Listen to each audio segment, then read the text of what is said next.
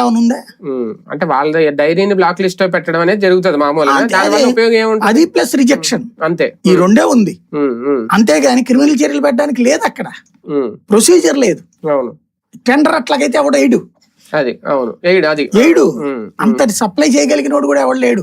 అవును, అది నడుస్తున్నది. పోనీ ఇప్పటికైనా వీళ్ళు ఏమన్నా దానికి ఆల్టర్నేటివ్ సొల్యూషన్ చూసారా?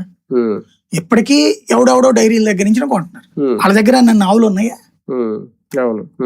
ఇప్పుడు ఇక్కడ మన సంఘం డైరీ నుంచి కూడా వెళ్తున్నాయట. వాళ్ళ దగ్గర ఎన్ని ఆవులు ఉన్నాయి, ఎంతనే ఇవ్వగలుగుతారు? అలాగని అంత ప్రొడక్షన్ టీటీడీ కూడా చేయలేదు కదా. మరి అదే కదా, టీటీడీ ఎందుకు పెట్టుకోదంటా నేను అనేది. ఏంటంటే నీకు ఇంత పెద్ద వ్యవస్థ, నువ్వు అవసరమైతే గోసేవకి సంబంధించి ఒక ఫండ్ అని అడుగు, ఆవు నెయ్యికి సంబంధించి మేము చేస్తున్నాము అని అడుగు, కోట్లు డొనేట్ చేస్తారు.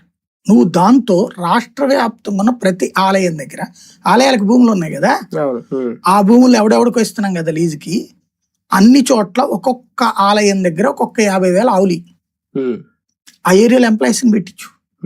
ఆ గుడి తరపున మజ్జిగ అట్లాంటి ఆ గుళ్ళు అమ్ముకోమనండి, ఆ దేవుడి పేరుతో అక్కడ పెట్టమనండి, లేదా ఉచితంగా ఇవ్వండి మీరు, అక్కడ కూడా ఇది పెట్టేసేసి వెన్న నెయ్యి ఇక్కడికి తీసుకోండి.